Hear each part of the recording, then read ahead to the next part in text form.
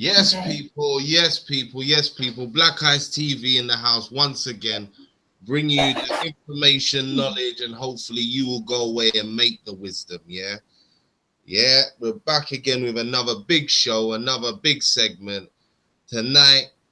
First segment, first piece, first time, but a new friend to Black Eyes TV 7. Yeah, this segment's gonna be empowering relationships, the Black Love Revolution. Yeah, this segment's gonna be about empowering Black relationships in family structures, child birth, child rearing, the whole ball of wax we're gonna be covering in this segment of the show. Yeah, at various guests, but today is kicking off special. But before we get to the guests, let me get to my co-host, Mr. Riggs. Talk to the people, them.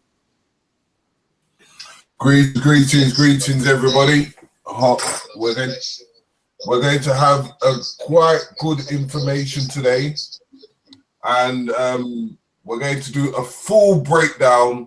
As we know that we have to have the first protocol of understanding our history, understanding our health, and so on. But today is more towards the family and the relationships, because we have relationships in everything, as well as we have a duality of male and female within everything we do in life.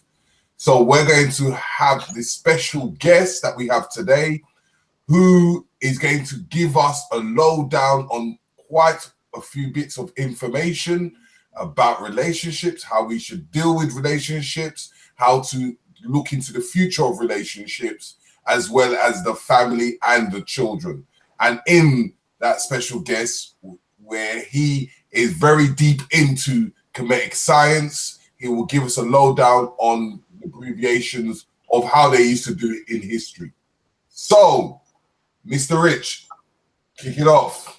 Without further ado, listen, we have a special, let me stress now, it's a world exclusive. Yeah, you have not seen Shakka Ahmose with his new beautiful bride before on any platform, so I am honored to welcome Shakka Ahmose and his new bride TC to the platform, sharing knowledge, wisdom, and power in this new segment, the Black Love Revolution. Welcome to the show, people. Welcome. How you doing? Can you hear me out there? Yes, we can hear you. How you doing, people? Talk to the people. Introduce yourselves. Tell the people who you are if they don't already know. Yeah? And go in. Okay, well, Uncle Johnson there. In the language of ancient Kemet, that means life, prosperity, and health. And I am Shakka Ahmose of ShakkaAhmoseUniversity.com and ShakkaAhmose.com. And I am here this evening with the goddess in my life and my future queen and my current fiance, my just the light of my life, TC Atkinson of EmbracePangea.com. You have to forgive me, folks. Anytime that I'm preparing to be interviewed, I try to put myself in as relaxed a state as possible. So I'm not intoxicated. I don't drink. I don't smoke. I don't do drugs. I'm just centering myself. So if it seems as if, I might be grasping or something or incoherent, that's not the case. So, but yes, I'm here tonight with this wonderful queen of mine, TC Atkinson of EmbracePangea.com again, and we want to thank the Black Eyes TV for having us and for allowing us be in the homes and on the phones and on the screens of our African family. I'm sure globally over there across the pond in the UK, because and we have to find an African term for the UK, something that we're comfortable with. It might be Kemet UK or something like that. I don't know.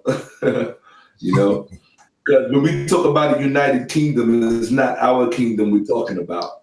So I don't even, you know what I mean? It's a So, misnomer. you know, yeah, it's a misnomer if you're applying it to any one of us, you know. That is, unless you're a Moor. But yeah, we're here tonight and talk about what are we here to talk about, Queen?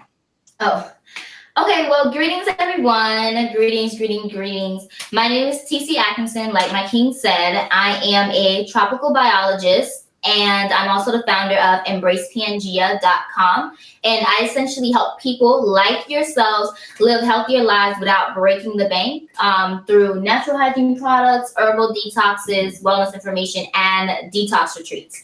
And today we're supposed to be talking about building Black relationships and understanding that the true nature of a Black relationship is a Black institution, which is marriage. You know, and just trying to discuss how do you go about doing that effectively, and where identifying where you are today and helping you to identify where you can go in the future. And if your goal is to have a relationship like ours, and we're not in the sense of being like us, but in the sense of having a union, you know, a monogamous union that is a partnership, right? A husband and wife partnership, then we're just gonna be giving you our take on how we got here and what we individually would recommend to you from our individual perspectives. Because he has a unique perspective on life and I have a unique perspective on life. So today we're gonna be sharing that with you all today. All right. Absolutely. Do you have anything to add to that, brother? The first thing that I would like to say is, you know, a lot of times generations make the error of not giving credit or paying tribute or honor to those that preceded them. So the first thing I would say, do I owe or supplicate gratitude to the generations who came before us, to the ancestors who came before us, to those Africans who have worked diligently and tirelessly to keep the thread of our identity intact. Because at the end of the day, this is what we're talking about. We're talking about identity. The operative term in the United States is where we are currently at. The operative term in the United States, or United Snakes, whichever you prefer, is identity politics. So this is the operative term. It's a term that I have no problem with, but I certainly want to give deference to those Africans who in their daily walk in life, male and female, young and old, known and unknown, who have kept the flame burning, who has, as Dr. John Henry Clark would say, those who have kept the record by any means. So I want to tie tonight's topic into that very thing. When you see my queen and myself together as a comedic couple, as a comedic union, as an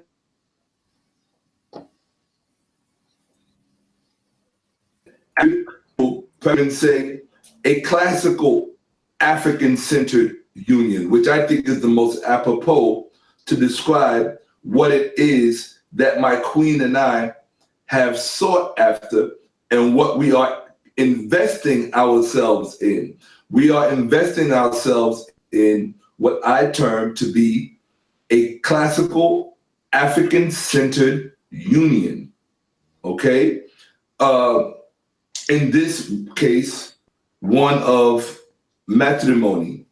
Okay, so the term matrimony itself relates very much to not just ancient Kemet, but African genealogy in general, meaning that when you look at those civilizations, one of the mistakes and errors that a lot of Black or African feminists, I don't like to use the term African feminist, but Black feminists, and I have my reasons for that.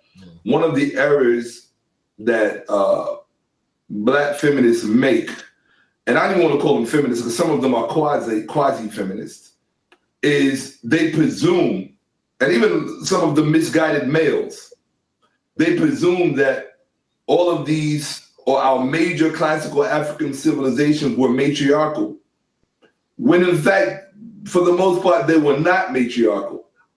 They were matrilineal. And if you don't know how to make the distinction between the two, then you're going to be lost. And you're going to be in error. So lineal. So when you trace the descent, particularly of leadership and of the throne of family lineage, through the mother,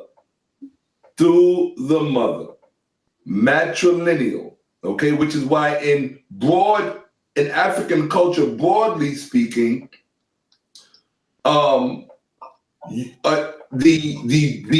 true male authority in a child's life was rarely the father.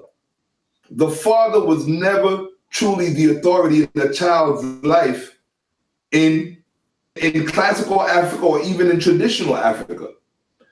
The true male authority in a child's life was always the uncle, the mother's brother, because of the matrilineal connection. And you never hear anyone discuss that. You never hear anyone talk about that because they don't understand the bonds which tie us, or the nature of the bonds which tie us. So I just wanted to bring that up, that marriage is not this, because of the word matrimony and it being linked to the term matrilineal, all of it referring back to the female or giving deference to the female. Marriage is not something, and hence, and when you look at marriage through those terms and the term matrimony, you know that it is an institution that is centralized around the female, which tells you all this gay marriage shit is just that. It's shit. When two men are marrying each other, how can two men be joined in matrimony when there is no female there? The term matrimony refers to matrilineal, tracing descent from the mother, the female. So these fools don't even know what they're talking about. And I have no desire and no need to be politically correct. I'm not trying to be anyone's friend, nor am I running for any office subsidized by Europeans or misguided Blacks or anyone else for that matter who is not in touch with who and what they are. So to tie it into the show and to the topic of the show, and then I will defer to my queen. On the flyer of the show that you provided us with, it says a number of things. But the one thing that caught my eye above all else, and I didn't even tell my queen that I was going to speak about this. I told her I would speak about it, but I would let her hear it as everybody else is hearing it. And that is, on the flyer, it said, relationship equals justice. Balance, Black love, and all of that. But I noticed that on the flyer, imprinted right across the photo of my queen and myself, it said relationship equals justice. And when I first looked at it, I said, Queen, look at this. This don't even make no sense. You know, I'm not shy. I tell the truth. I said, look, who came up with this? But then I thought about it. I said, you know, rather than saying it doesn't make sense, look for the sense in it and then speak upon it eloquently, eloquent on it.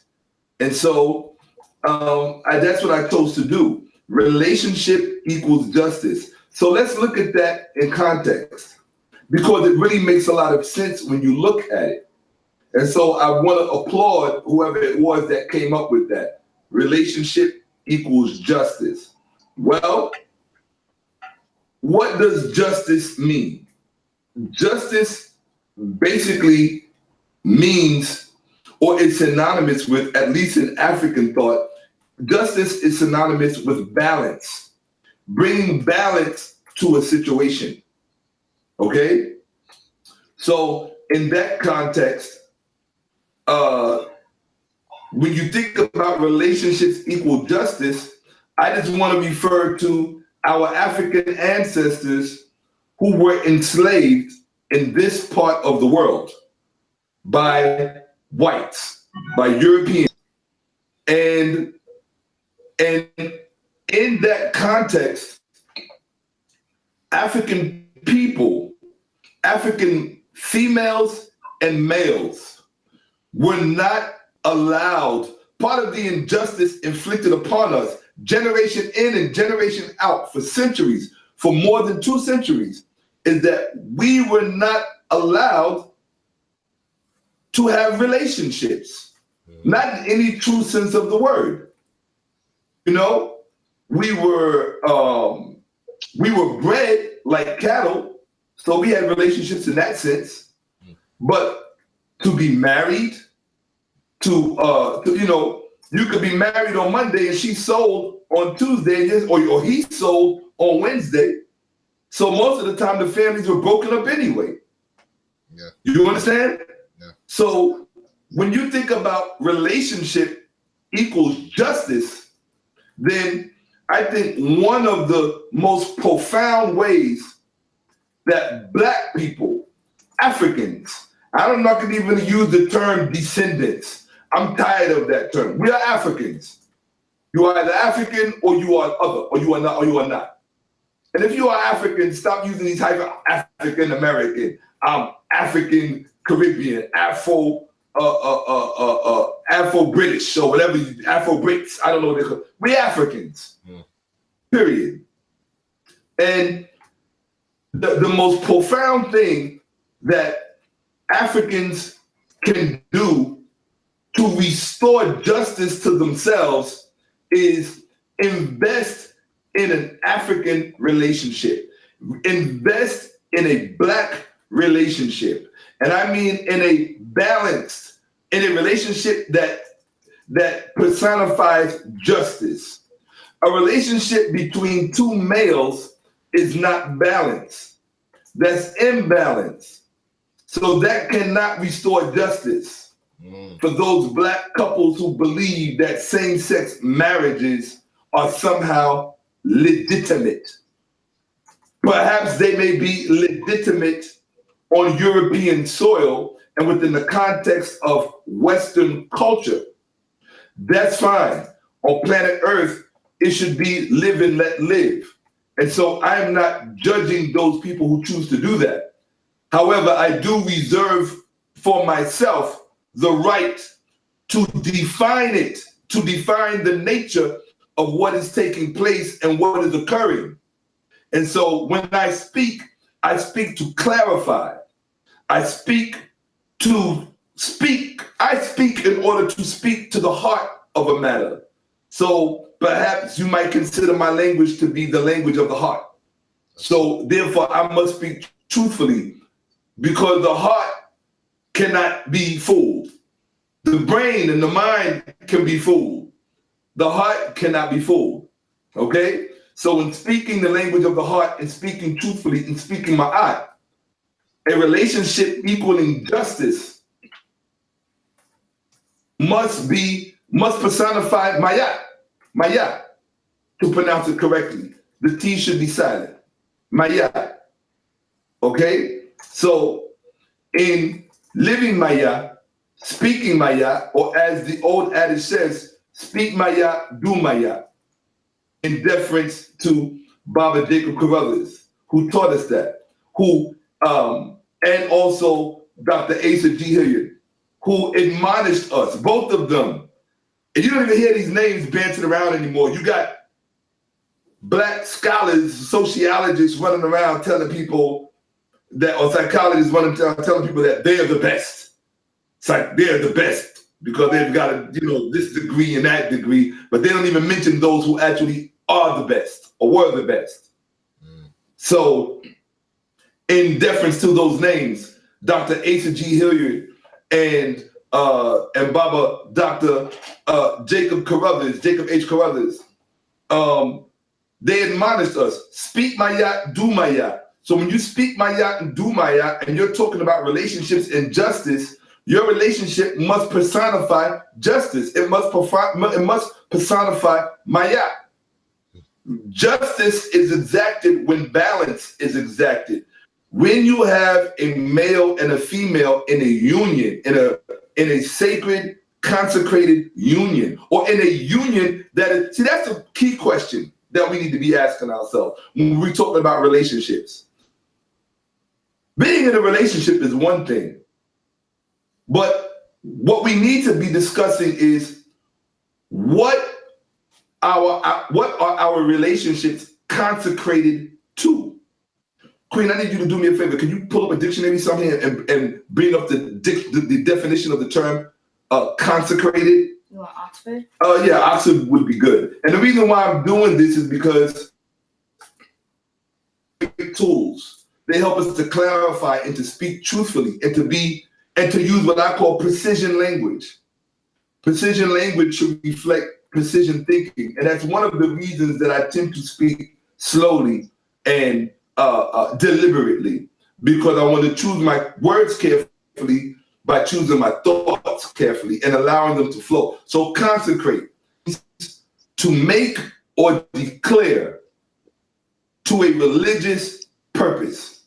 All right? Make or declare something, typically a church or sacred, right? Informal. Devote something exclusively to a particular purpose. Excellent. Excellent. Thank you, Queen. Thank you, Queen. That was a public display of affection that Akhenaten would have approved of. Yeah, because, he broke the rules. And, but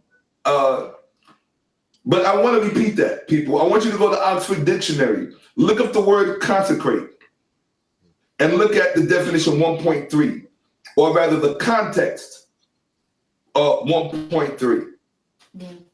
The informal. Okay? The informal context of the word consecrate means devote something exclusively. Now, devote something, or devote, and here we go. Devote exclusively to a particular purpose. Okay? So the real nature of the question, the real question should be, okay, you're in a relationship. What is your relationship consecrated to? Because that's going to be the clarion call or the glue of your relationship. That is what's going to be the nature of the glue of your relationship. And if the nature of the glue of your relationship is subpar, or if it is not anchored, let's use nautical language, because Smaitawi, the two lands, ancient Kemet, ancient Egypt, if you will, it was a nautical nation. Thank you, Queen. Duawu, Queen. She finishes my sentences so well. Oh, she's better than spell check, better than grammar check. I couldn't have asked for better. So, to use nautical language, because ancient Kemet was a nautical nation, what your relationship is consecrated to tells you what your relationship is anchored in. And when something is anchored, you guys are good. You don't have to worry about waves, political waves, financial waves, other kinds of psychological waves. You don't have to worry about waves dismantling what you've invested in. Okay? So let's choose our language carefully when we are describing these relationships that are to equal justice. So we know what justice means, right? And we know what consecrate means. It means to devote exclusively to a particular purpose. So our union, our sacred union, what she and I are focused on, what my queen and myself are focused on, is what our relationship is consecrated to. And I think that that's something that anybody, particularly Black people, I think we have an obligation. Because, and the reason that I say this is that if you look at, and I don't watch, and I'm going to end it on this and let my queen take the reins, because if you knew who she was and who she is, you might appreciate that. You will certainly appreciate that what she says about the subject matter is just as valuable, if not more, than what I have to say about the subject matter. And I co-signed that because she's one of my greatest teachers. And so, what I said, I need to backtrack for a second. This is important. I said that we don't give deference to those who came before us. So I don't want people to see us sitting before the camera and think that we see ourselves as mavericks or pioneers in modern times in pursuing a culturally viable relationship. We are doing that, certainly. We have undertaken that endeavor. But I want you to understand that we've had wonderful models placed before us to inspire us to do this. Certainly myself. And two couples that I must mention. And they are not the only ones. Because there have been numerous couples that have set the model before us. But two immediate ones that come to my own mind. I know I'm going to name one couple because I think it would be unfair to name the other couple, being that they're no longer together and I would not want to offend their current spouses. So I will name one couple who, for me, inspired me to know or to envision what my life should look like as a culturally aware African who needs to have those things that he needs in his life and by his side in order to be the best he that he can be. And that couple would be Jabari and Onika Osaze, Dr. Onika Osaze. I have so much respect for my brother and my sister and for the image that they personify and market and promote and live. That's the important thing. The image that they live. We can't talk of image in a superficial way, the way we talk about it in conventional terms. What was Tutankhamun's name? The living image of Amen. See, we've been taught to belittle image. Image is very important. That's why I wear my lock. That is why I grew my lock, because image, a picture's worth 1,000 words. So that's why they say actions speak louder than words. Actions are defined through image. What you see. Yes? Right? What you see. Actions are witnessed by the eyes. Therefore, you're talking about imagery. And so the image that Dr. Onika Osaze and her wonderful, wonderful king, my brother, Jabari Osaze, the image that they put forth as what an African couple should look like, particularly if they are genuinely invested in a classical African union. I'm sorry, but I have to tug my lock to them. And so for me to be blessed with my own goddess, for me to be blessed with the blessing, well, I'm upset with her now because I just realized she doesn't have her white skirt on. I had to say, like, wait a minute. I put a blue shirt on to match her blue. Why you couldn't have that?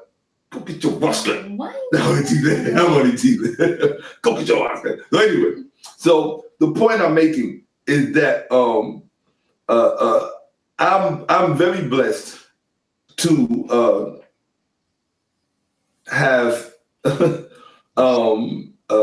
been blessed with the queen and with an African essence that complements my own and reinforces my own. You know, and so what I'm living and what I am refining myself for, it's something that's worthwhile. A union steeped in classical Africanism. Okay? Duo queen. Duo. Now we have Maya. We have balance. Listen, let me just, before the Queen speaks, and blesses the platform, let me just give a shout out to all the people watching, chat room starting to live up.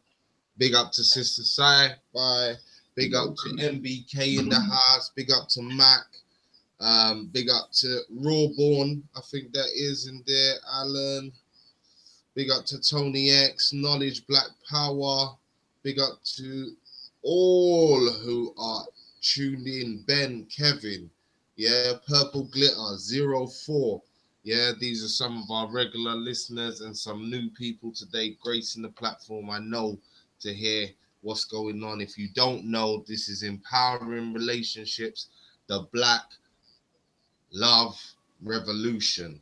This is a segment of that we're going to be doing, having powerful couples on, people who know about the Black family dynamic and how it should best run.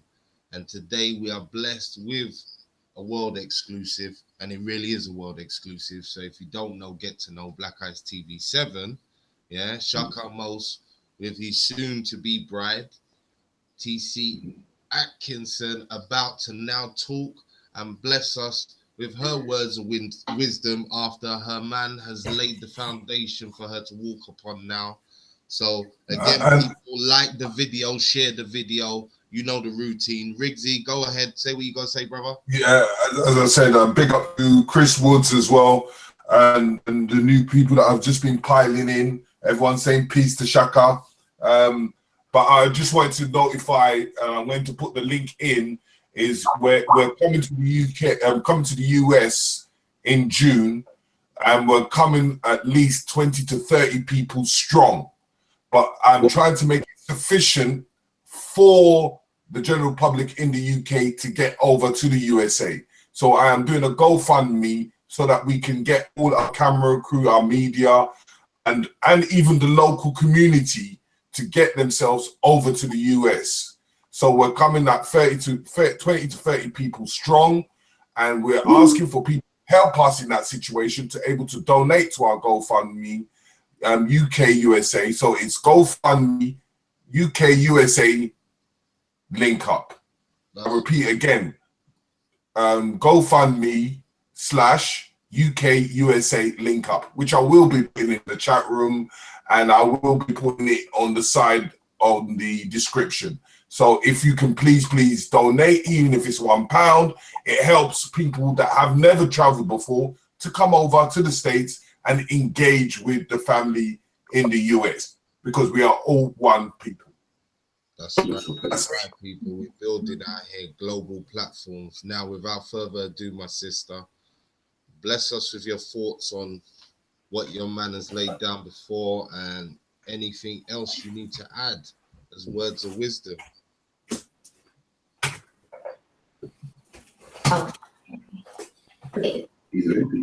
Oh, okay. Greetings, everyone. Oh gosh, I was about to do it. Hey. I know. No, because he always makes jokes at me. And he gets on me all the time when I'm doing my Instagram videos, right? Hey. He always gets on me all the time. But to all the gods, goddesses, kings, queens, and especially those that are in the making, thank you all so much for tuning in. And if you're just coming in, my name is TC Atkinson once again. And in regards to the topics of empowering relationships, the Black Love Revolution show, my perspective on Black relationships, especially the institution of marriage, because we're currently engaged at the moment. But in regards to that, my perspective, it's really all about self. And when I say self, I don't mean being selfish within a relationship. I mean, you need to work on yourself before you get into a relationship.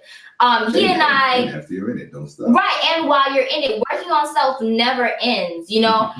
And with our relationship didn't just come out of nowhere. It wasn't something that was magic or anything like that. It literally has been him working on himself, yes, and myself working on myself. Wonderful observation. And that is definitely what I would say. That's definitely what I promote. You always have to work on yourself, because a lot of people have the misconception that when you're in a relationship, that person is supposed to be, oh, that's my, and I'm like, why are you going into a relationship as an incomplete human being? Right. You are a whole person. Yes. You have both masculine and feminine energy within yourself. Right. A relationship is your partner is supposed to complement you. Right. Your partner is supposed to be there to help you, and you're supposed to be there to help and assist your partner with their individual goals, dreams, aspirations. You know, a lot of times I realize, and even I've gone through this myself. So when if I'm saying, oh, you all, I'm also talking to my prior self before 2-3 years ago, when I really took investing in the relationship with myself really seriously, you know. So if you are looking to have a monogamous, healthy relationship, then I would definitely urge you to work on yourself. You know, find out what it is that you like. What do you like to do? What do you like to eat? How do you feel about life? Where are you trying to go in life? Where do you want to live? You know, what type of relationship do you want? Do you want to be with someone that is in a polygamous relationship? Right. What legacy do you want to leave? You know, you have to figure out those things for yourself, because the reality is that we are all born by ourselves. Even if you're a twin, even if you have quadruplets, the octuplets, even if the sextuplets, even if you are born with multiple siblings at the same time, the reality is that you are born by yourself. You have your own brain. You have all of those things that are uniquely yours. So you need to identify who it is, because you're making the chair fall back. You need to identify who it is you are. You know, because a lot of times people, including myself, before a couple of years ago, was just going around life with the status quo, just following along with the program, business as usual, right? And so if you're not designing your life, if you're not putting yourself on your own journey, blazing your own trail, figuring out what legacy you want to leave in life, then you're just be going with the general program. You're going to be working the 9 to 5, and there's nothing wrong with working with the 9 to 5, but it's working and doing your life and living your life with purpose, living your life by your particular design. And before you enter into a relationship with another human being, you know, you need to have a relationship with yourself. So when it comes to empowering relationships, my whole entire mission is about empowering the self so that you can be a better person. That's why I do have Embrace Pangea, where I have my natural hygiene products and herbal detoxes, because if you are, let's say, the head of your household, if you are in a relationship with someone else and you are ill and you are sick, you can't be of use to somebody else. You can't help out your spouse. You can't help out your family members, the people that depend on you, if you are not taking care of your business. You have an obligation to always be pursuing the best. You have an obligation to always be pursuing the best version of yourself, because at the end of the day, that is the true treasure that you have to share with your partner and with your people. And so you'll be surprised, we would all really be surprised how much the dynamics don't change. Your relationship with your people should not be that much different from your relationship with your partner. If your relationship with your partner is about you giving the best version of yourself to your partner, then once those things become habit, then it's not that far of a stretch and that far of a leap to give the best version of yourself to your people. Didn't Martin Luther King do that? Didn't Malcolm X do that? Didn't Dr. John Henry Clark do that with both of his wives? Dr. Ben certainly did that. I think certainly to an extent with certainly one or two of his wives in succession. So I think that we've had great models before us. One couple I can tell you I have to shout out, Dr. Leonard Jeffries and Dr. Rosalind Jeffries. They have set such a wonderful example of what a committed relationship looks like that is dedicated to the people. And how often do we celebrate them as a couple? We're so busy out here worshiping personalities for the wrong reasons. If we're going to supplicate and uplift the personalities amongst us, it doesn't just have to be as individuals. We should celebrate the Dr. Leonard Jeffries and Dr. Rosalind Jeffries, not just as individuals, but for the example they set as to what a successfully a classical African-centered relationship looks like, why it is durable, why it is feasible, why so many other people have the privilege and opportunity to benefit from them, not just them. Think about it. Most aren't benefiting a whole lot of people. It might be benefiting one or two people, maybe a household, but when your marriage benefits an entire nation, that's something special. That harkens back to what we come from. I was just talking to my queen the other day. Do you remember when I said, we have been so divorced and disenfranchised from ourselves that all you have to do is watch us and just listen really to the nature of our conversations as a people. And it almost sounds like we don't even, because we cannot speak our way out of our problems, it's a reflection of the fact that we are unable to think our way out of our problems. Let me give you a perfect example. Dr. John Henry Clark said, and you always have to quote the greats to be the great. Dr. John Henry Clark said, at current time, there is not one African nation that is being governed by original African standards, by an original African formula. They are all cheap, all 54 countries, they are all cheap imitations of the European colonizers who colonized them. They have not even changed the borders after the whites left Africa. Most of these countries that exist did not exist before the Berlin-Brussels Conference, when they decided to chop up Africa for themselves and you take this, I'll take this, and we'll create this and we'll create that. Most of these countries were created by whites. And our brothers and sisters on the continent, and yes, and you know something? We are going to begin to speak about our continent in a responsible way, because we are just as responsible for what unfolds on the African continent as the African diaspora, as are our African brothers and sisters on and from the continent. So what I'm saying is that we have not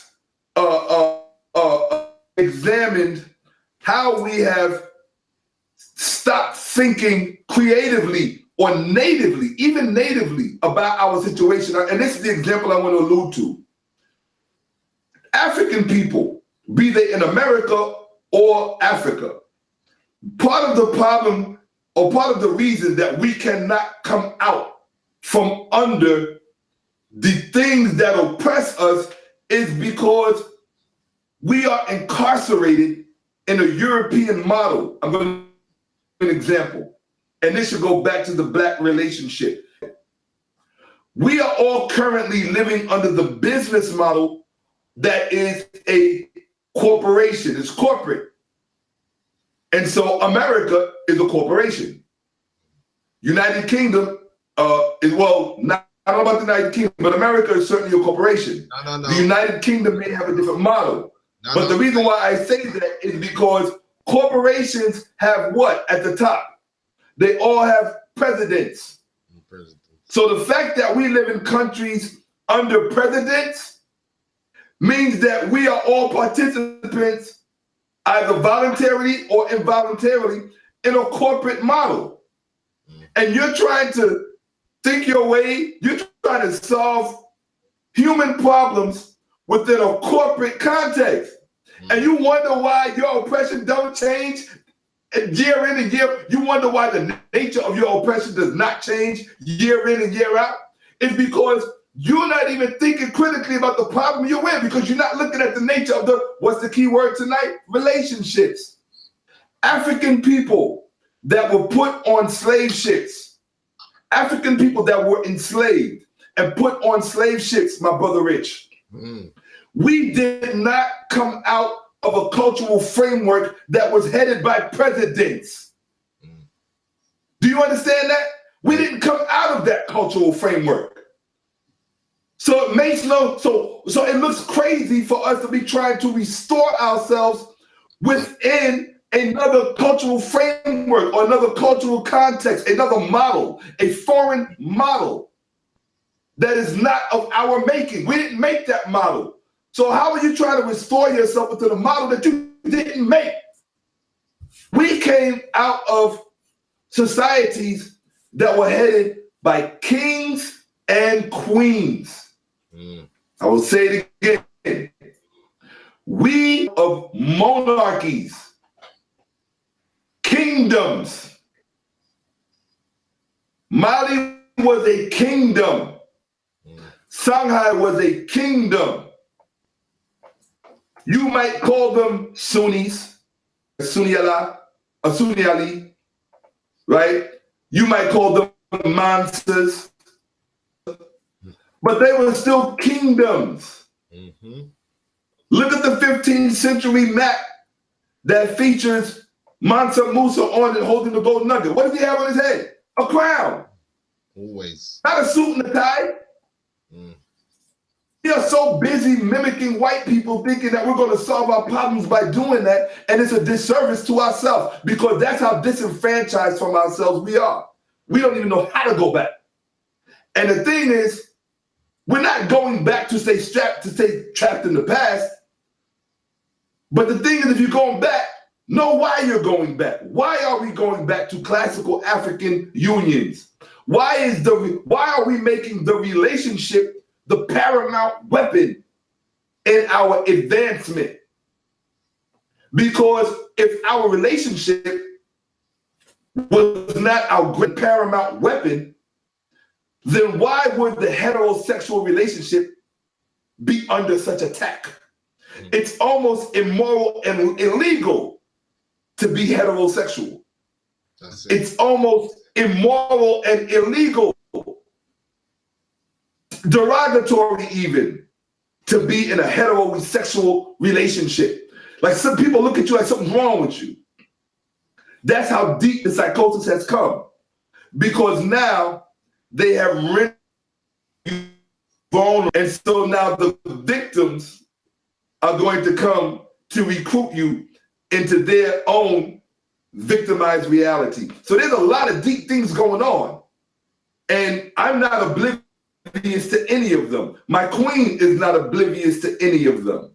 For her to be who she is, with all of the options in the world that she has, for her to choose a brother like myself as her consort, as her husband to be, For her to choose that as the future father of her children, of our progeny, for her to choose that, number one, it tells me, it gives me an indication of the kind of requirements and standards I need to have for myself.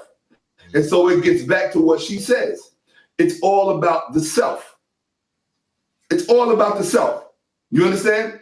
Yeah. One, my sexual compass is not askew. It's not confused. There's no ambiguity. I know in which direction I'm always supposed to be aimed, sexually speaking. Our children have been so disarmed globally that they forget their moral compass. Their physical compass is so compromised. Rude. That any relationship will do. You know, when you beat the people down so bad and so much, you take everything away from them and you divest them of everything. Crumbs will do. Facsimiles thereof will do. So that when they're presented with the real thing, they don't even know what to do with that. It's too much. It's too heavy. I don't know if I can handle that.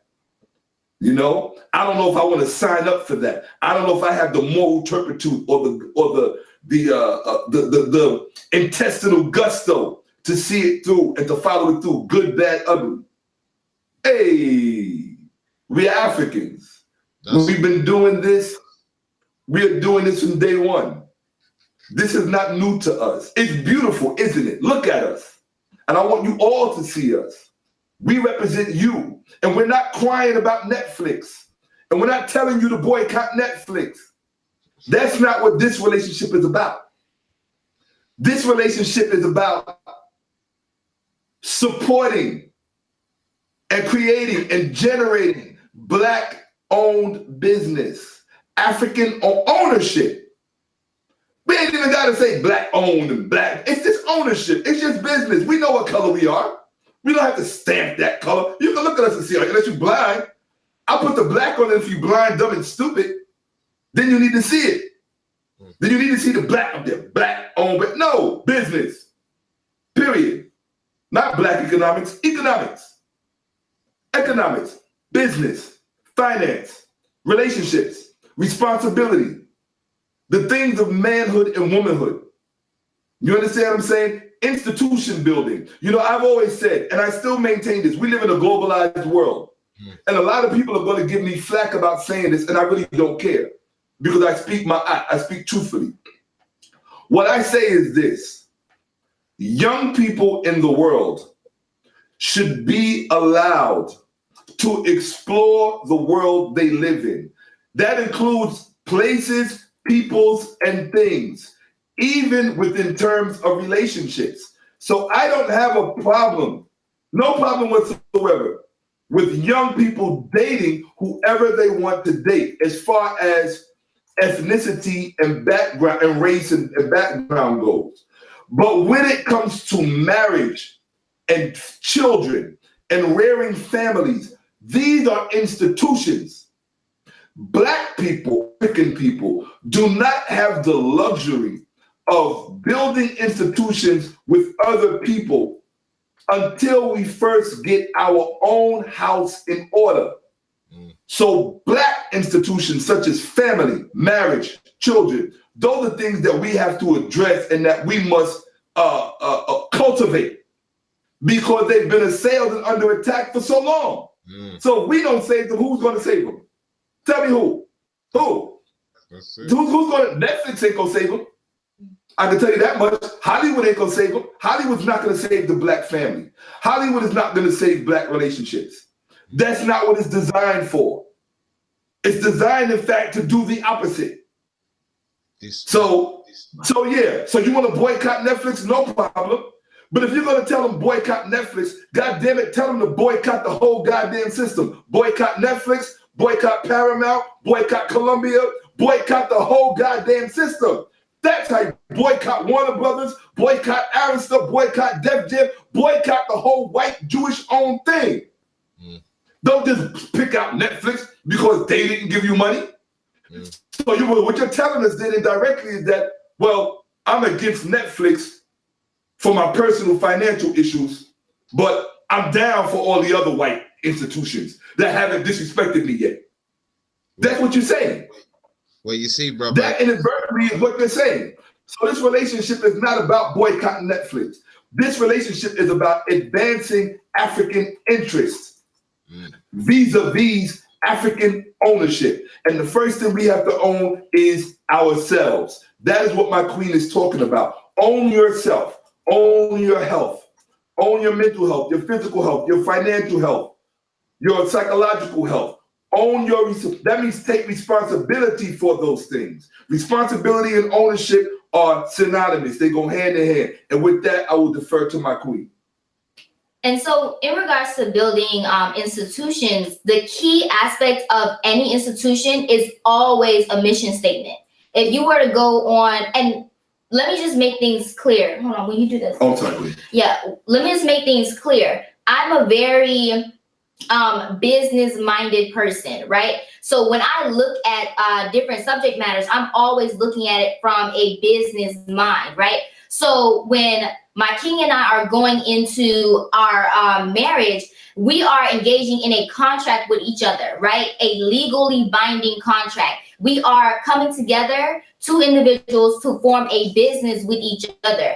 And with any business, if you go on any legitimate business's website, you always have an about page section, right?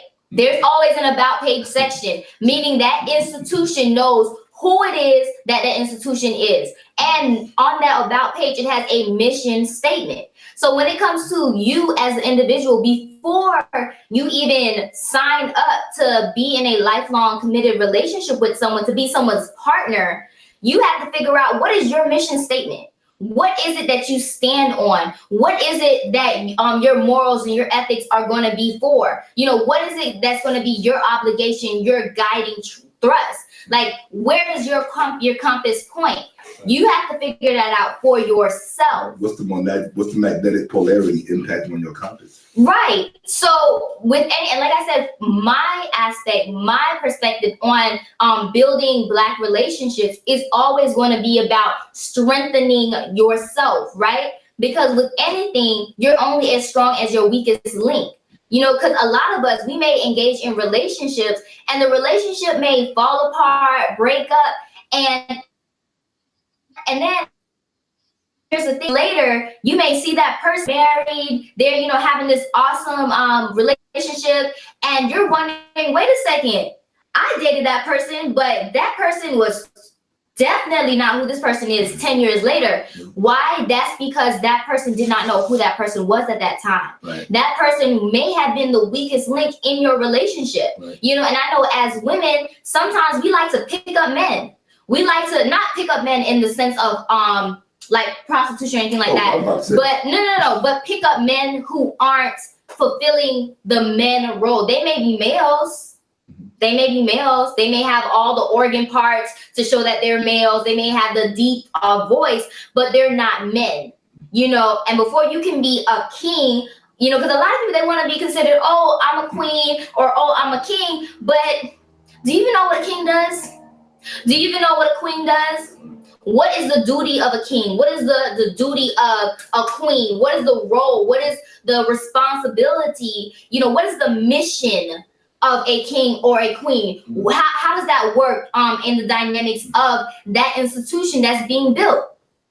You know, and what is it that you guys are going to be collectively working together in regards to improving society, right? So like I said, for myself, that's how I look at situations. And even when I approached my king, you know, my king knew where I stood from the beginning. I said, look, I'm not interested in a boyfriend or a girlfriend. Why? Because I'm not a girl and I'm not trying to be with a boy. And I'm not your friend. I am your partner in life, if that is what you want.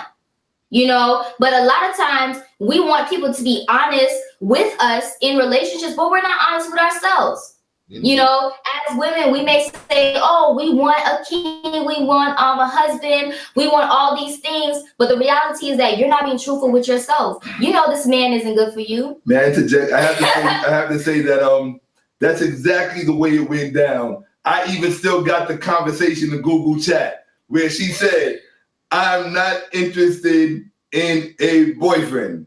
I am interested in a life partner marriage, and spelled it out correctly, the M word. That's so. Yes, that's how it was presented to me, folks. And so for me, it was just okay. If I want to participate in your life, and if I want you to participate in mine, and those are the terms that you're putting on the table, and hey,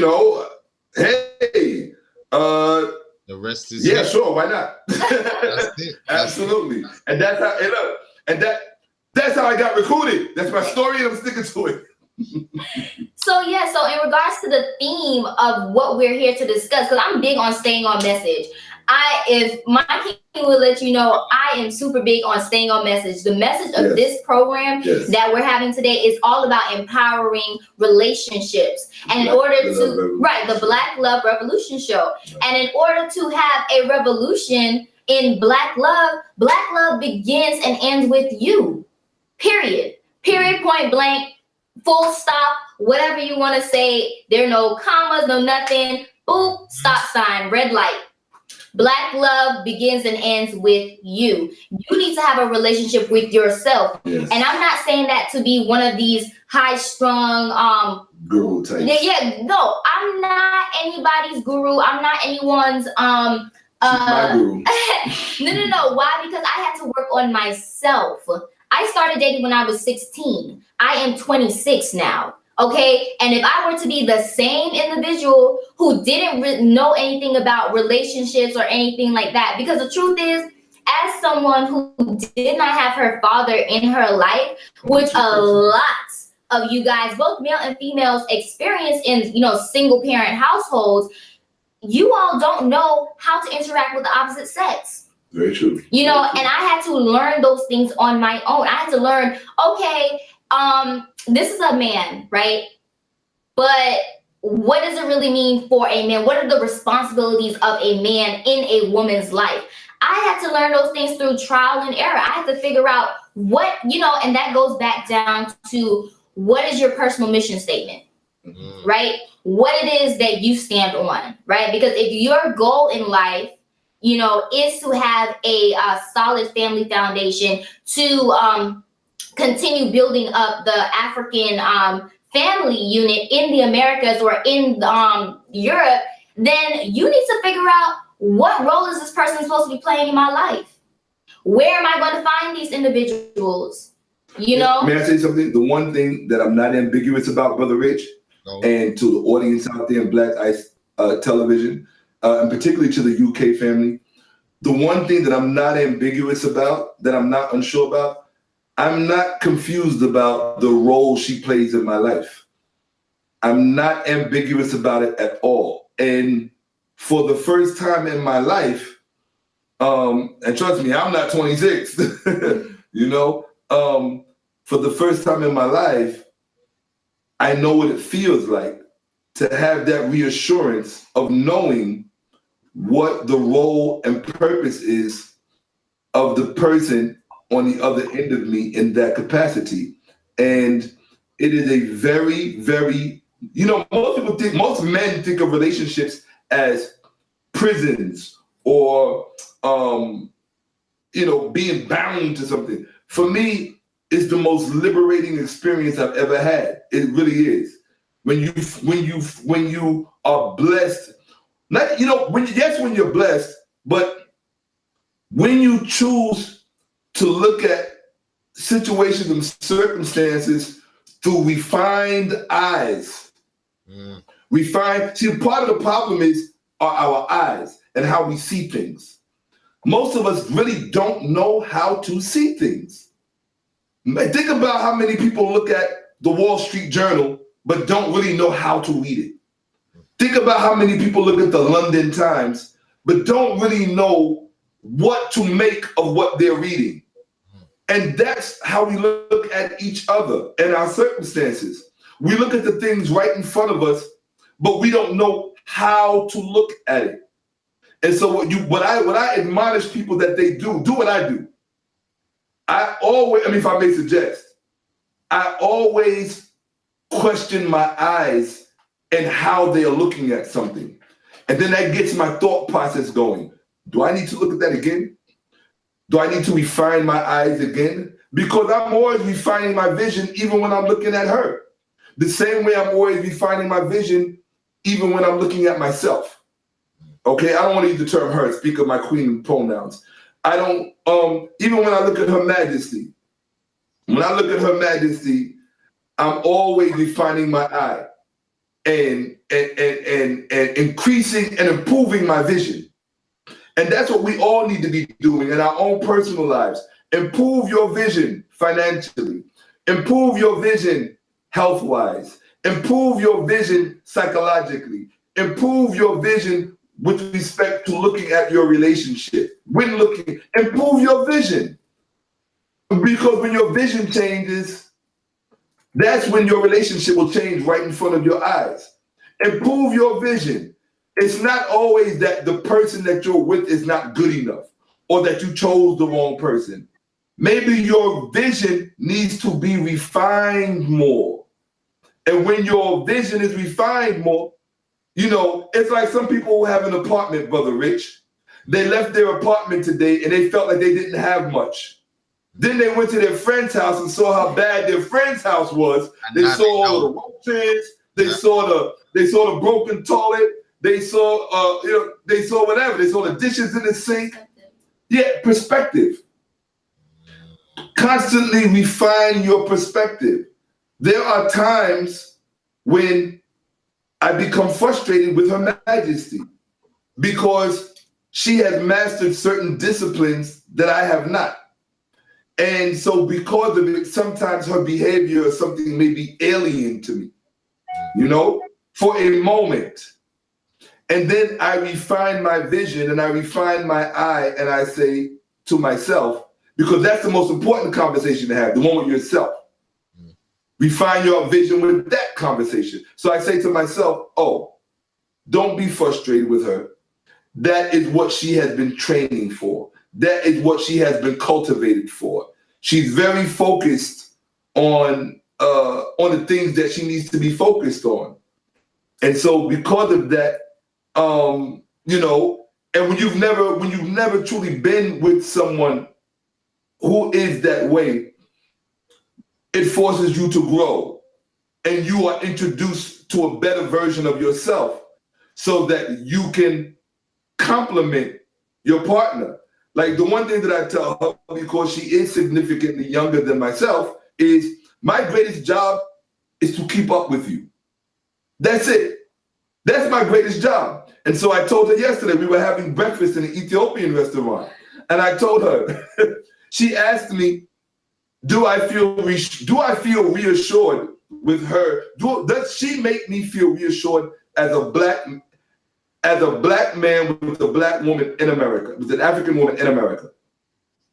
And I said, yes, but I also know that in order to keep up with you, I must be in the best physical shape of my life because my physical shape determines my psychological shape.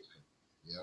There's a direct relationship, there's a direct correlation between, you know, most people think that their brain is not inside their body. They think their body's over here and their brain is somewhere else, maybe 2 blocks. No, your brain is located in your physical body. Okay?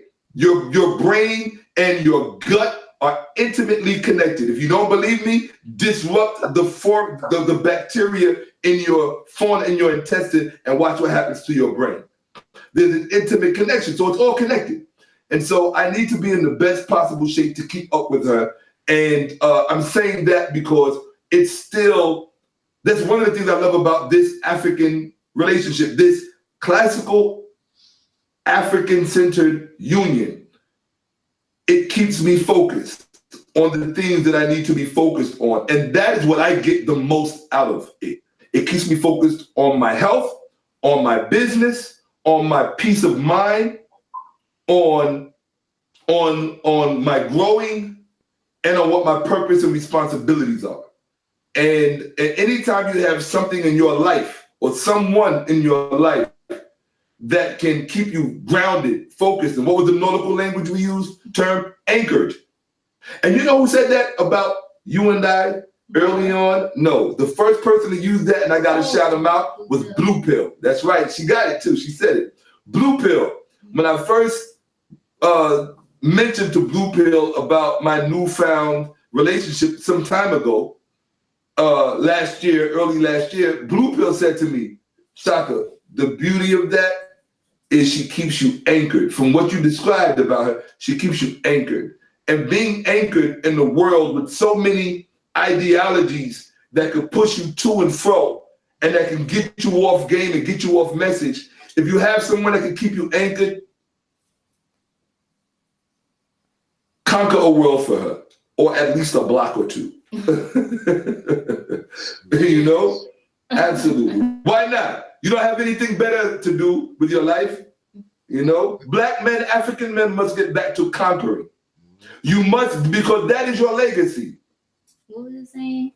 If you can't protect it, you don't own it?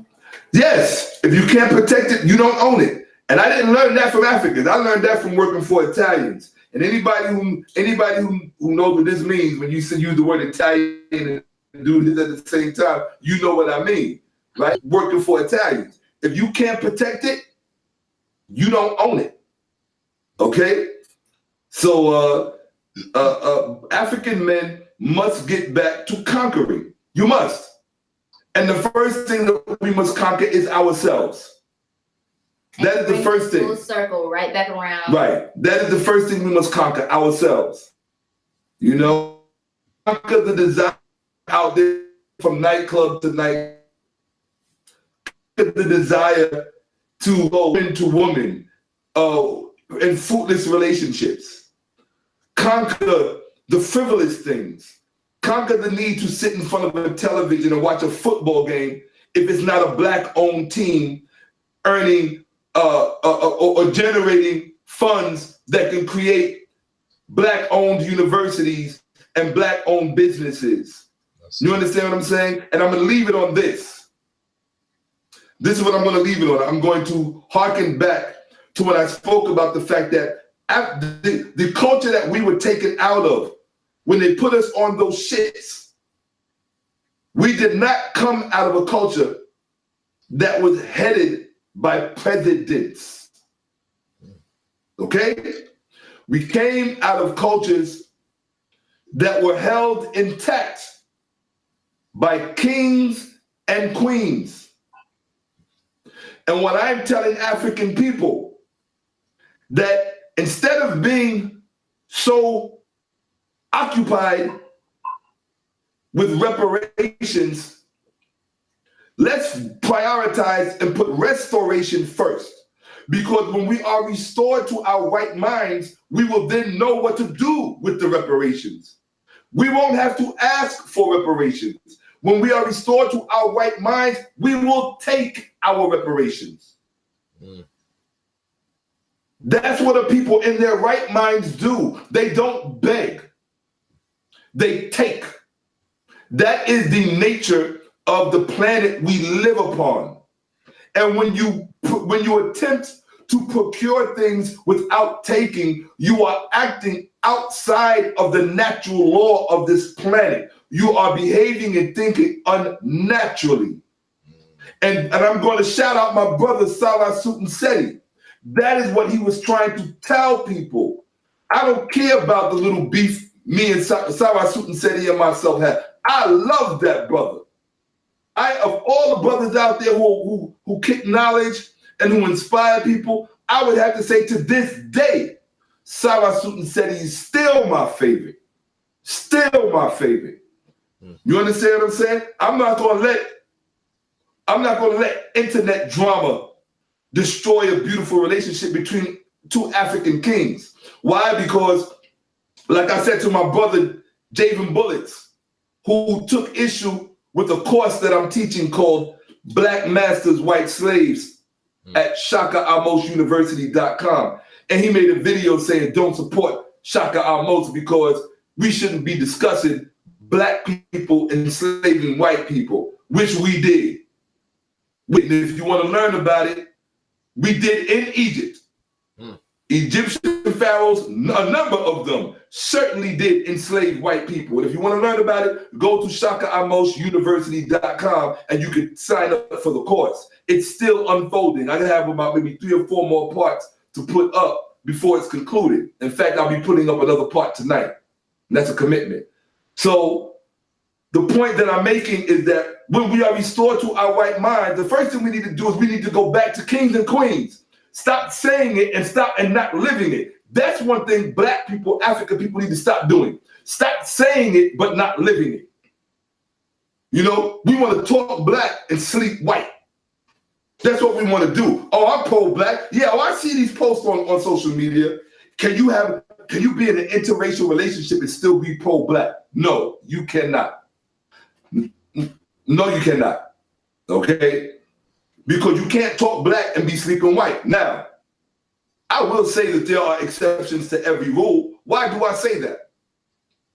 Harry Belafonte certainly did entertain interracial relationships, but he also subsidized much of the financial efforts or a significant amount of the financial efforts that were needed to keep Martin Luther King's family afloat. While Martin did what he had to do for us, whether you agree with what Martin did or not. I'm not saying we all have to agree with his tactics, but you cannot walk down the streets of America and other places and enjoy the freedoms that we have and not acknowledge the contribution that brother made. And a lot of those contributions were made because of Harry Belafonte's assistance. And I will always be grateful to Harry Belafonte for that. Cheikh Anta Diop, who married a French woman, a white European French woman, he made certain contributions that Black people must always be grateful for. So yes, I do extend, me personally, I can only speak for myself. I don't claim to speak for anybody else other than the Ahmoses. That's it. And even then, I'm speaking for myself because my queen has her own mind and she can speak for herself. Okay? And I respect her enough to certainly give deference to whatever comes out of her mouth. But what I'm saying is that as a general rule of thumb, no, you cannot. You cannot be talking Black revolution and sleeping white. It doesn't work like that. It just doesn't. Okay, so as a general rule of thumb, what did I say, Queen? General rule of thumb. And we have to deal with generalities. Because when our young Black people are being killed out in these streets, it's because people with badges and guns are making generalities about us. When people say that we are collectively animals because some Black people may behave that way, and some of our Black people do, but all people in all races behave as animals and behave as subhumans. But that doesn't give. But the thing is that when it comes to us as a race, people apply generalities across the board globally. And if you want to study, one of the things that African people need to do, Black people need to begin to do, is we need to look at the studies of how non-Black people look at us globally. Why? Because things that have unfolded in America vis-a-vis Hollywood and media and policy, foreign policy included and domestic policy, they have impacted how non-Black people the world over view us. That is important. As a sacred people, as a royal people, as a chosen people, African people must be responsible for our standing in the world. We must be. We must be. And we must be focused on our responsibility, not the faults of those who may have. Yeah, is it someone's fault that we are in the position that we are in? It is someone's fault. But focusing on the fault will not restore us. Focusing on our own responsibilities will restore us. And that begins with our relationship with ourselves, our relationships with our partners, and then we extend that to our children. And we set the example, and we don't shy away from or cower away from people who challenge us ideologically. When you come with us at gay marriage, we are going to meet you toe-to-toe. Not only are we going to meet you toe-to-toe, but we will probably overcome you in the first sentence. That's it. In the first sentence. You understand? Because when you're coming to us acting out, speaking and acting and thinking and behaving outside of natural law, God is against you. And if God is against you, then we cannot be for you. And that's just, it's really that simple. If God is against you, we cannot be for you. Because African people are a godly people. We have always been. In fact, our purpose on this planet was to be God-like. Where do you think your Jesus story comes from? King of Kings. He was modeled on African God kings. You have to understand, we didn't have just kings. We didn't see the title of a king. And this is where black, as African people, because we are ignorant of our history, we don't even know what distinctions to make. And I'm going to end it on this and give it back to my queen. Forgive me, queen, for filibustering. The title king alone can be applied to white people, Asian people, Latin people, Indians of all types. The title God King can only be applied to the African, because that is what our kingship was based on. The personification of God. Our king was a vicar of God, was a representative of God on earth. That's what we come from. We didn't come from presidents. So we need to get, now we can maintain the presidency amongst us, but we must re-erect our king and queen, the monarchy amongst us. Imagine African Americans, and I was going to save this for my own platform, but I'm going to break it on black ice and I'm going to give it to my queen. Imagine, I don't even use the term African Americans. Imagine Africans in America choosing their king and queen in America, who will represent them in America. So an American African king and queen, an American African kingdom on American soil. That is where our sovereignty lies, not as Republicans and Democrats, fools, not as Republicans and Democrats or conservatives and liberals. No, not as those things, but as subjects of our own divine institutions. You want to talk about being African and start living it. Live your life as an African and start speaking as Africans and stop playing with it. Time is short.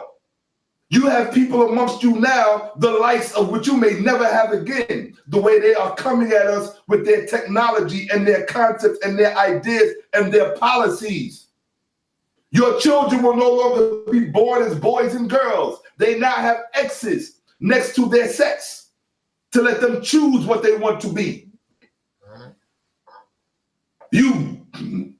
I give the floor to my sacred queen, and thank you so much, queen, for allowing me that platitude to share and dispense and impart. ShakkaAhmose.com, ShakkaAhmoseUniversity.com. Shout out to Black Ice TV7. Is it TV7? Yeah. Because I couldn't find that at TV7, right? Yeah. And big shout out to EmbracePandia.com. You have to go to my fiance. I don't like the term fiance. That's a French term. We're not French. You must go to my wife to be. You must go to her website, EmbracePandia.com. It's unbelievable. My life is immersed in her products. Organic, wholesome, all natural in ways you could not begin to imagine. EmbracePandia.com. It's a family thing. So anyway, my queen, I'm done for the evening. Shakka Ahmose has said all he's had to say. Okay. Well, the last thing that I wanted to say, before I just reiterate just a little snippet, would be, oh yes, thank you. Would be someone had a comment, they wanted to know, or they wanted me to talk about the health of relationships and how your individual health affects your relationship and vice versa. So I'm just gonna do a quick little snippet about that. And in regards to that, I always take it back to the self. You yourself have to be healthy, you know, and in regards to that, you need to figure out what is your level of health. You know, some people have higher standards of health than other people. Some people think health is just eating, you know, fruits, vegetables, nuts, seeds, and sprouted items. When health is really a holistic aspect. That is why my company's name is Embrace Pangea. It means to take in, it means to accept the holistic aspect of life, because Pangea was the theory that all the continents were put together, right? So when you put the first word and the second word of my company's name together, it's embracing it and accepting the holistic aspect of life. And that is exactly what you need to do when it comes to your personal health, right? Because like I mentioned before, you are no good to a future partner or your current partner. You're no good to them right, if you're no good to yourself, if your health is not intact, if you're not working out, doing some level of exercise, if you're not eating properly, if you're not sleeping properly, if your mental health is not on the right track, then you need to take time out. You need to do a pause, a snooze. Like, you know, when you wake up in the morning and you set your alarm clock and then you don't seem to get out of bed because you keep on hitting snooze. Well, you need to snooze when it comes to life if your mental health, if your physical health, if your spiritual health is not on the right track. Because the reality is, I read this on Instagram a few days ago, and it says that, like I mentioned before, we're all on our own independent journey in life. You know, everyone is born by themselves. If you're a triplet, a twin, a quadruplet, whatever, you're still born by yourself. So you have your own journey and your own destiny and your own way of impacting the world that you need to focus on, right?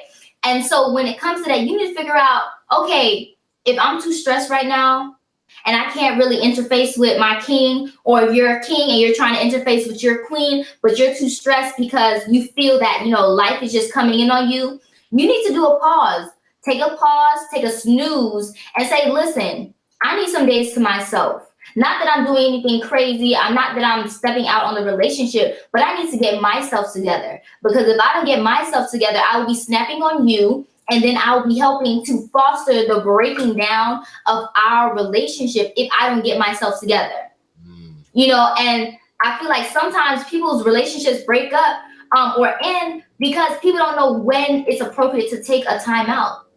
You know, there are levels to everything, and your personal health is definitely impactful and definitely important in the health of your relationship, right? So if you're not, you know, figuring out, well, listen, every time I eat this item, you know, I get all cranky, then guess what? You may want to stop eating that item, you know, or every time I use this body item, this natural hygiene, or this not natural hygiene product, but this hygiene product, I start breaking out and I start smelling and all these things. Guess what? No one wants to be sleeping next to someone that smells. So you need to get it together. You need to do your work on yourself. You can be, and here's the other thing, speaking about healthy relationships, just because you have your idea of what a man, or vice versa, what a female is supposed to be attracted to, you need to ask your partner. Every person is different. Ask your partner, hey, what are you attracted to? You know, for instance, with myself and my king loves to see me with my hair out. Yeah. Like, loves to see, like, that is his image of his ideal woman. You know, I like it up too. Right, but you like to see it out. True. Right? True. Whereas before I entered into this relationship with my king, I have things to do. My hair is going to be in a 2-strand twist, and I'm either going to have it in a 2-strand twist down, or I'm going to have it in a 2-strand twist in a scrunchie. And I'm going to be on my way doing what I need to do. However, when it comes to the health of my relationship, I need to figure out, wait a second, how do I look the most attractive to you, right? Because if I want my relationship, the institution that we're building, to sustain itself, I need to figure out, what's going to make you happy, right? You know, and then from there, figure out, well, does what make you happy also coincide to making me happy, right? Because, for instance, if he were to say, oh, he likes my hair to be like in tight braids all the time. well, guess what? That doesn't make me happy because that's going to give me a headache. And then now I'm just not going to want to do it. And you're not going to be attracted to me. Right? So you need to figure out with your partner what makes your partner happy. And does what makes your partner happy coincide with what makes you happy? Because it may not. And it's okay to reevaluate. For a healthy relationship to exist, it's okay to reevaluate. Wait a second. I thought this person was one way, but over time, this person has evolved to be a different way. And if that is the case, you need to figure out, is this a situation that I want to maintain and I want to be in? Because one thing that leads to the detriment of someone's mental health and leads to, let's say they end that relationship, it leads to the detriment of future relationships and breaking down people and destroying people as they go on through life, is the fact that you are not focusing on what makes you happy, right? And because now you're not happy, you're in a relationship that's not working, you're angry because this person isn't who they said they were going to be, or you're frustrated. As women, you're frustrated. Right, you're frustrated because you're only looking at this man because of who you want him to be, or the image that you have in your head of who he's supposed to be. But the reality is that he is telling you who he is. Right? People will tell you who you are. People will tell you who they are if you listen and pay attention. And just watch. And so that goes back to building strong institutions, building strong Black relationship. That goes back into the theme of why we're even here together, sitting down, having a conversation with you. You need to be honest with yourself. Yes. Right? If your partner is not doing something that is in alignment with your truth, with your mind, then guess what? You need to speak up. Right. Just open up your mouth, speak up, speak the truth. Let truth reign. And may I interject one thing? I did say that I was done, but my heart moves me to say this. Most of our children have been disarmed. They are unarmed, culturally speaking. And without culture, you have no sense of obligation. And what Black people need to begin to do, what African people need to begin to do, is we must begin to authorize our own language. So when I speak in terms of race, there may be, our own children may level the charge of racism against us, not understanding the definition of that word. And so what we need to introduce to our children is a term called racial responsibility. I will say it again. Racial responsibility. Now, and quite often, Black people, we as Black people, as African people, we get up in arms when other people practice racial responsibility, and we call it racism because we're not benefiting from them practicing racial responsibility. And even if you want to call it racism, that's fine. I tell people all the time, you call me a racist, and I'm saying this for a reason because I'm going to say something after this. If you call me a racist, that's not an insult to me. And so I laugh when people look at me and they say, you're a racist. And I'm like, is that supposed to be an insult? Because that tells me you don't understand what racism is and how it works. Racism is a tool. It's nothing more. It's an often misunderstood tool. But here's my thing. If racism has worked so well for white people, racism got them everything they got. When you see those tall buildings in Manhattan owned and run by white people, those tall buildings in Chicago owned and run by white, hey look, Jay-Z might be a lot of things, but he don't own no skyscraper in New York. I'm sure that Rock Nation might rent office space in a skyscraper in Times Square, but they don't own the building, the real estate. Right? So racism, whether it be economic racism, or we all know about redlining and all of that stuff, gerrymandering and all of that, right? It's all different forms of racism. So what I'm saying is that, and if you don't think racism got white people all of the wealth that they got, ask the Native Americans in this, or the so-called Native Americans in this country, which all the Moors are going to say, that's us, right? And ask all of the Black natives in Australia if racism did not get and maintain the wealth. Actually, what racism did is it maintains the wealth that white people procured by conquering and committing genocide against those people. So what I'm saying is that, all I'm saying is this: if racism has worked so well for white people, why shouldn't it work well for us? You understand? The only time racism is messed up is when you're on the wrong end of it. If you're on the wrong end of it, then hell yeah, racism is going to be shitty. It's going to be crappy. But if you're on the right end of it and you're benefiting from it, I don't think you're going to be complaining about it.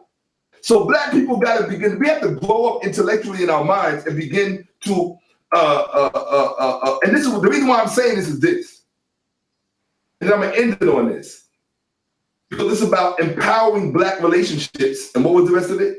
It's okay. Black love, yeah, right. Empowering relationships, the Black Love Revolution show. This is for you. This is for you black people out there, you Africans out there who think that white husbands and white wives are the solution to all of your problems. This is what I want to say to you.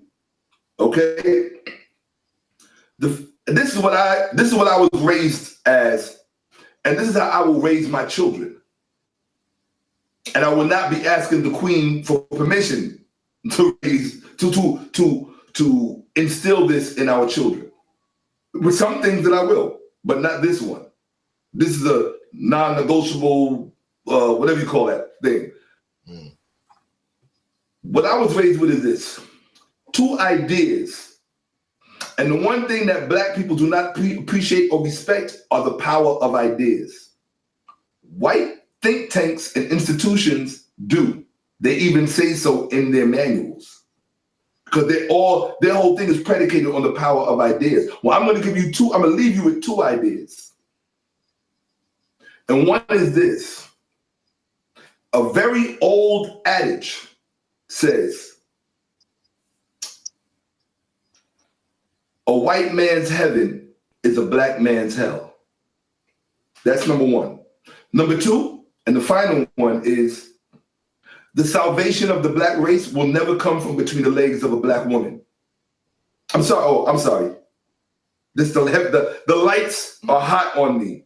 So I have to repeat that and correct that. The salvation of the black race will never come from between the legs of a white woman. That is the adage. So when you edit this, you can edit that first part out where I said the incorrect thing. But I'm going to repeat myself so that those of you who did not hear me the second time when I said it correctly can hear me the second, third, fourth, and fifth time. The salvation of the black race will never come from between the legs of a white woman. The salvation of the black race will never come out of the penis of a white man. I will say it again. The salvation of the black race will never come from between the legs of a white woman, and the salvation of the black race will never come from between will never come from out of the penis of a white man.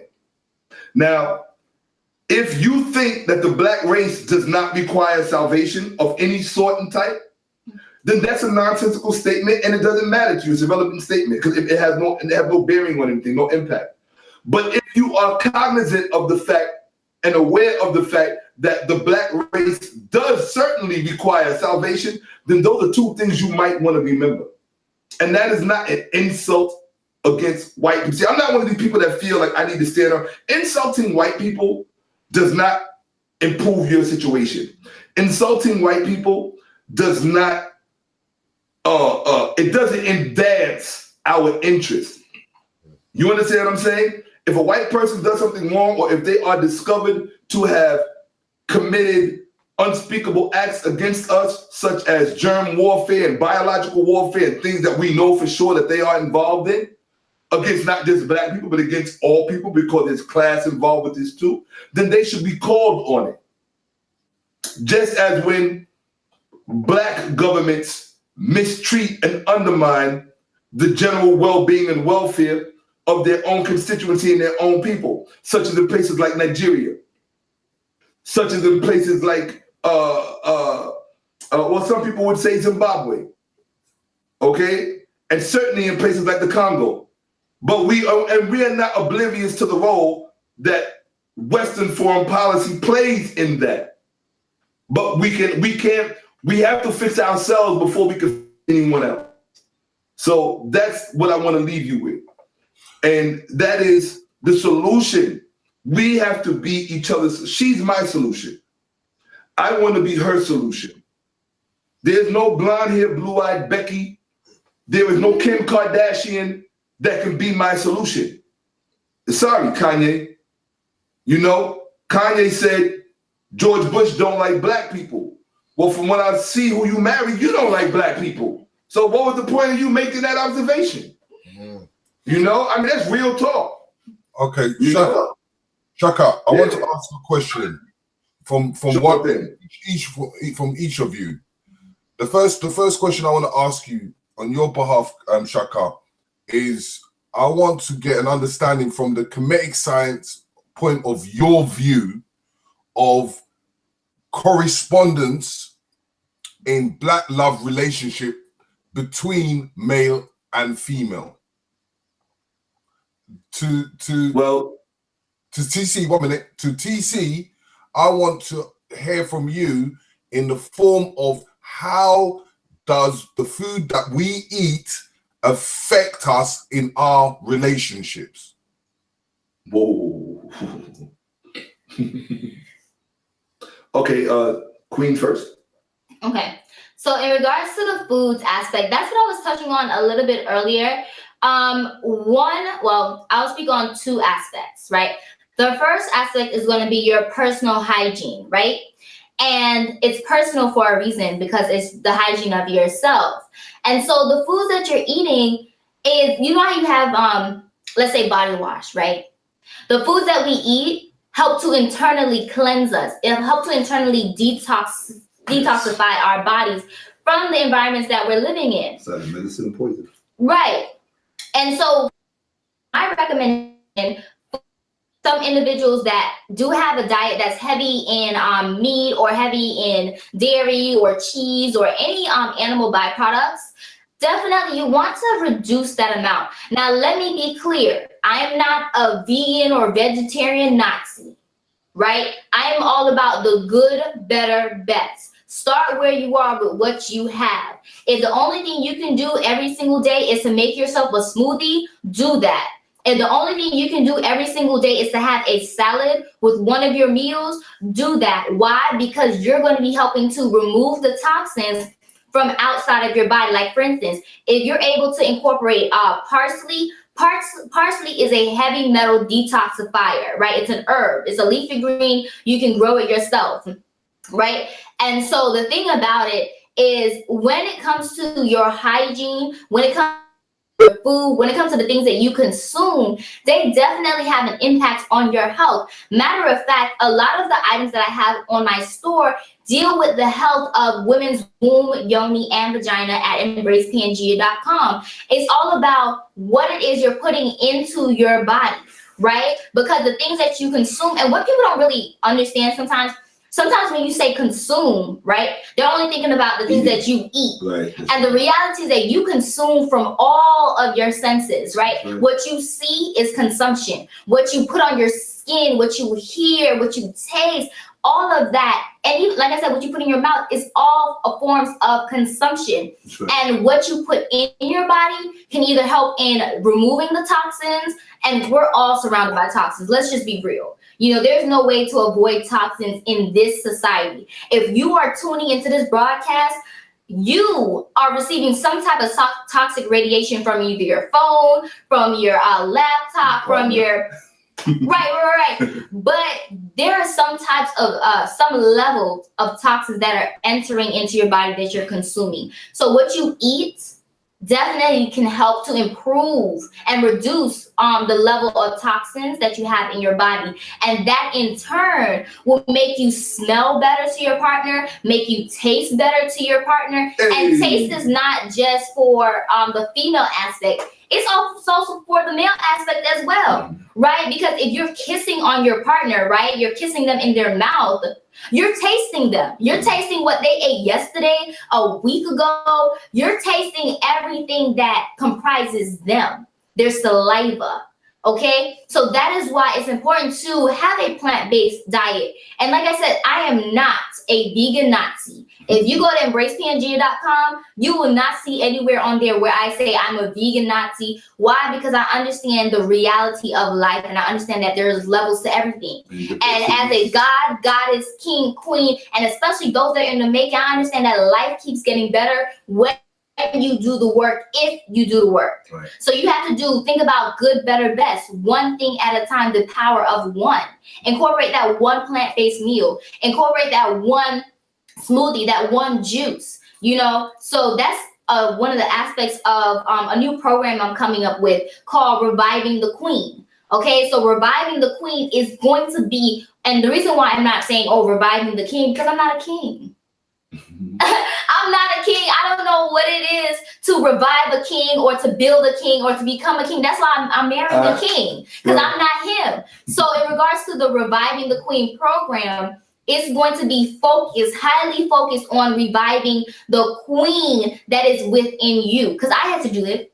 I had to go through my own process. I had to learn about what I was eating, how it was affecting my yoni, womb, vagina, how it was making me smell, with, your underarms, your skin, how it was making your face look, how it was making your hair grow. And all of these aspects are attraction zones for the partner that it is that you're seeking.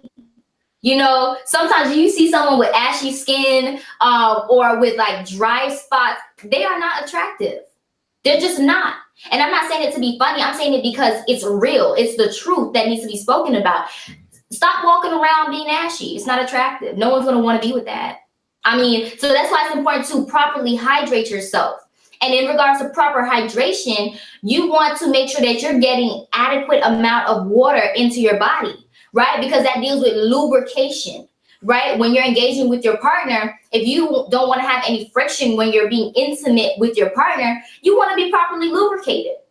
You want to be smooth and pleasing to your partner. So you need to make sure you're drinking the right types of water, okay? And I know a lot of people, they're on the whole entire hype of, alkaline, alkaline, alkaline. But we talked about this before. A lot of people say things that they really don't understand, right? Alkalinity deals with the blood being at a certain pH, right? A pH around 7. You have different pH levels around your entire body, okay? Your hair has a pH of a 5. Your stomach is around like a 2-3. Your blood is around a pH of a 7. And as women, our vaginas are between a pH of a 3.5 to a 4.5.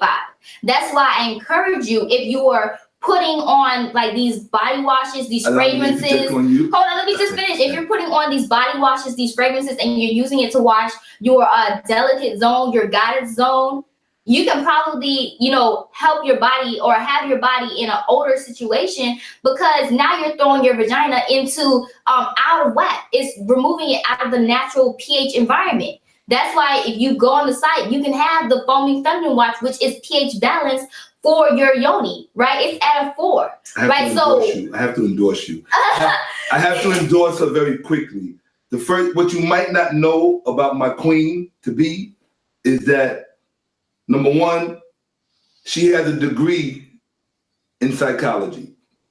Number two, she has a degree in chemistry, university degree in both.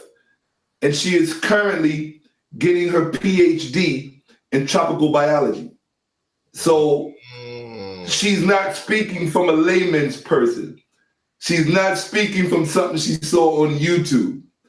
You're talking to the proverbial source of the person who has looked through the microscopes, who has seen the microbes, who understands how these chemical reactions actually unfold and work in your real life, in real life situations. So sometimes when she begins to speak, she's speaking as just a sister who's concerned with the health of her fellow people. But sometimes, or she might speak as a proprietor, as a proponent of her own products, which she thoroughly believes in and uses. But sometimes I have to remind her that she has to remind people, hey, she's got the degrees. Why do you think I fell head over heels? Or you can watch, when we first met, just to let you know, we might provide you with the link. You can watch our first meeting. When we first met, it's on YouTube, it's online. I had to interview her. Our anniversary is on Yes, Saturday. and our anniversary is when, on Sunday? Saturday. Oh, Saturday. So it'll be 1 year since we met. This Saturday coming, February 3rd or 2nd? February 3rd. So, yeah, when I met her in the interview, she said, oh, well, I have a degree in chemistry and I have a degree in psychology and I'm currently getting my PhD. And I was like, what?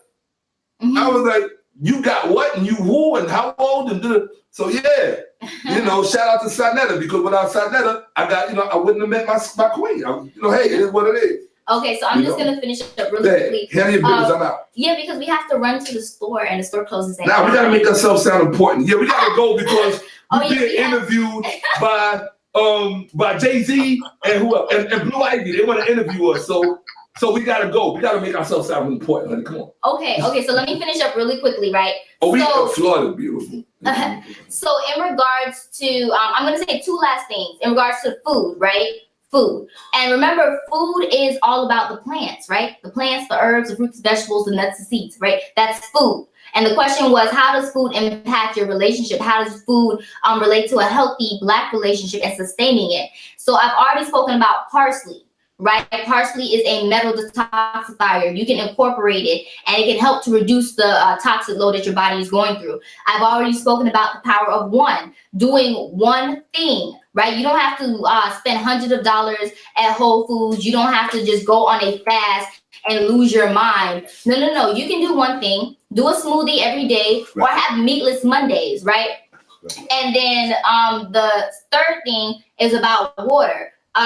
You want to make sure that you're hydrating yourself. Distilled water is mainly for detoxification purposes. If you're doing a cleanse, you don't want to have any type of not Zephyr Hills, but Dasani water. Don't do that. And the last thing is about coconut oil.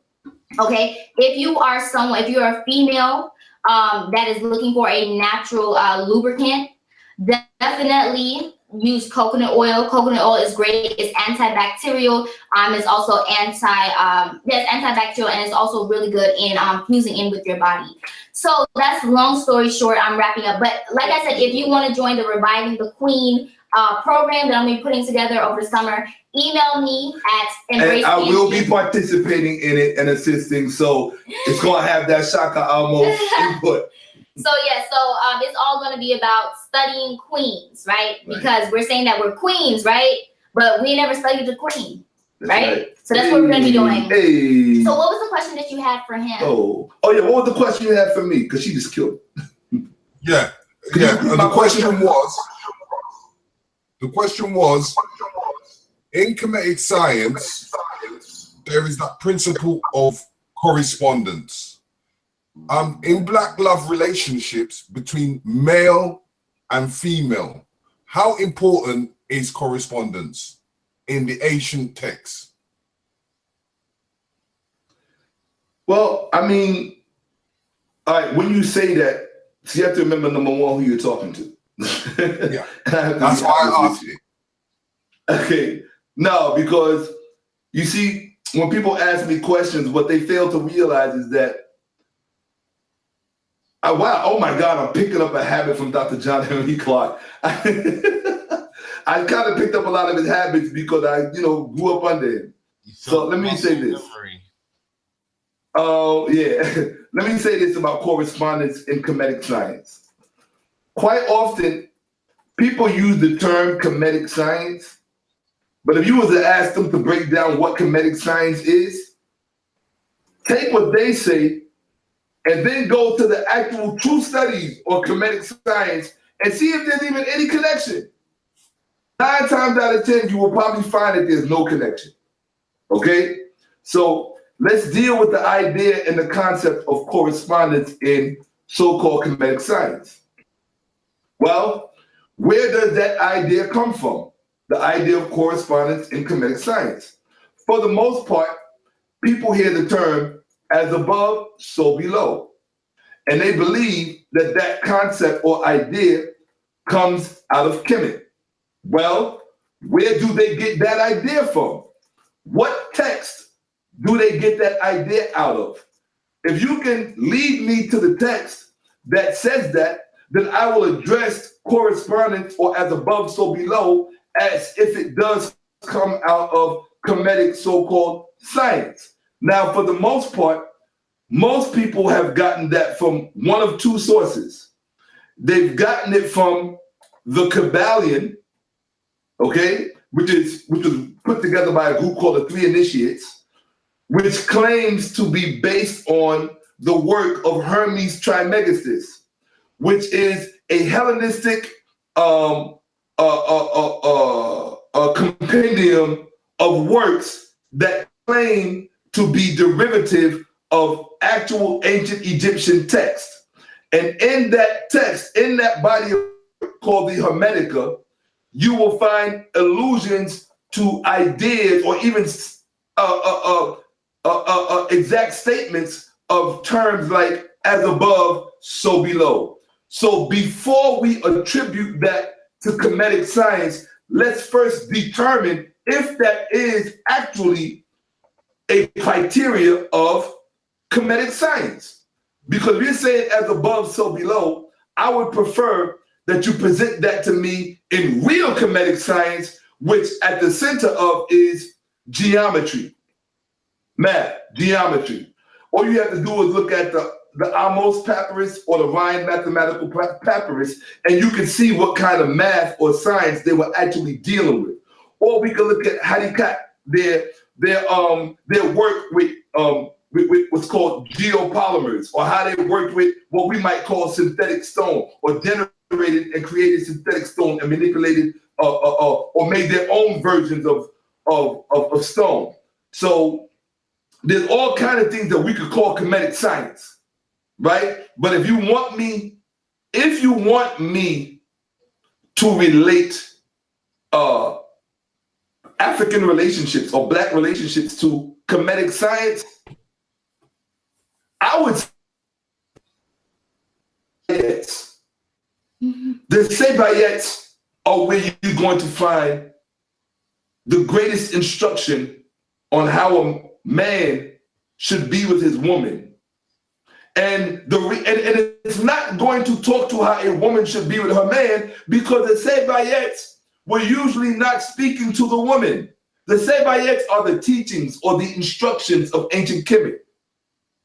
So we don't have to go to the Kabbalion or to the Hermetica to discover in what way should we behave and conduct ourselves as men. All we have to do is go to Tahotep, go to Kagemi, go to Amenemhat I, read the Sebayets, read the instructions. I'm going to create a manual that's just going to introduce the Black masses, young and old, because I hate when people just focus on one demographic. Oh, we got to do this for the young. Look, let me tell you something. If we start focusing on the old, you'll be surprised how much good work the old can do with the young. What do you think is raising the young? The reason we go directly to the young is because maybe too many of the old ain't raising the young no more, and that's a problem. So we got to get back to the basics. If you get back to the basics, a whole lot of things will fall in place. The young need to get back to the old. You know what I'm saying? You want to deal with that correspondence thing. I cannot speak to the correspondence aspect, because nowhere in the text have I personally seen an allusion to correspondence. I've seen direct instruction on how a man should behave with his wife, how he should treat her, how he should see her, how he should think of her. And if you go to the Elephantine Papyrus, you can also see under what circumstances he should divorce her if it becomes necessary. Now, however, in the Elephantine Papyrus, there is instruction for the female and the woman on what she is entitled to and how she should proceed to divorce her man if he is not doing what he is supposed to do.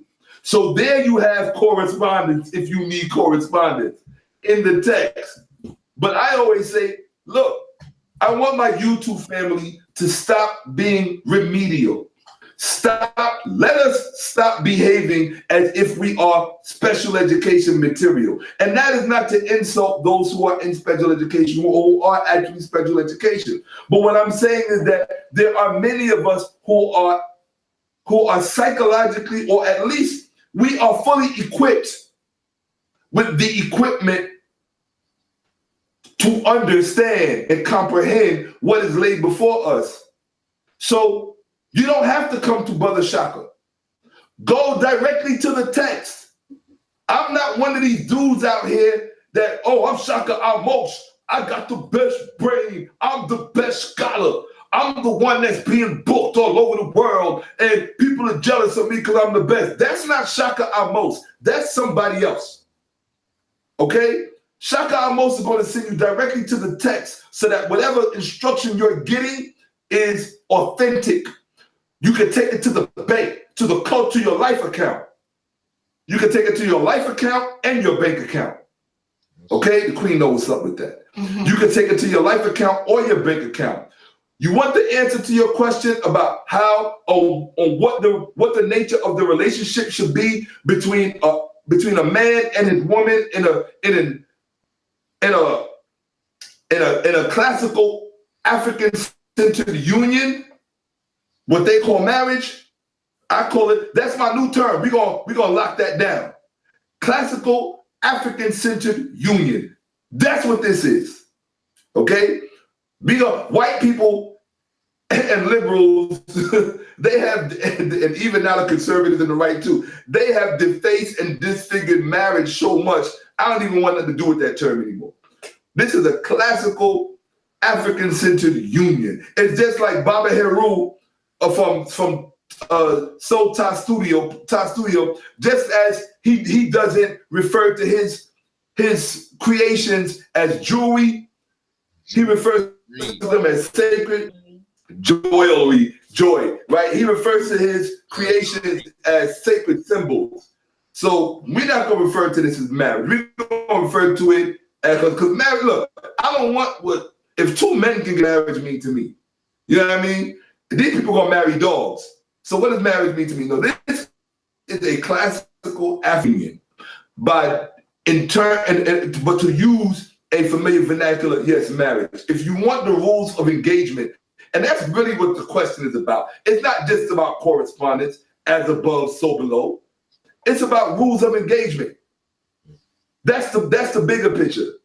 Dr. John Henry Clark would want me to talk about that, rules of engagement. So rules of engagement between husband and wife are to be found in the Sebayet. Go read Tahotep, instructions of Tahotep. Google it. You people got to start learning how to use Google. Go to Google, instructions of Tahotep.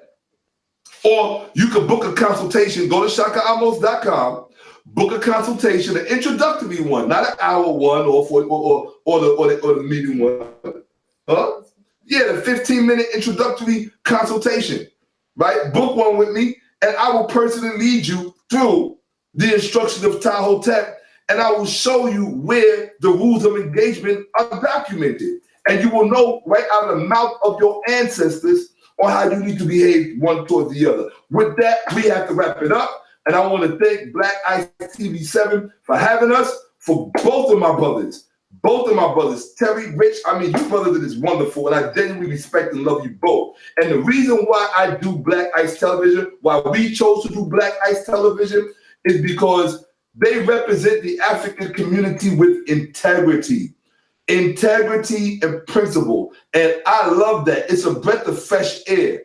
You understand what I'm saying? And that's just what it is. I'm sure there'll be drama too at times, but we got standards below which we do not fall or go. And that's what Black Ice that's what Black Ice TV7 represents to me, Shakka Ahmose of ShakkaAhmoseUniversity.com and ShakkaAhmose.com and of EmbracePangea.com. I'm of all three, and that's what I rep. And that's just what it is. and we got to go be interviewed by Joe Jackson of the Jackson family and Barack Obama. They want to interview us. I think Michelle Obama.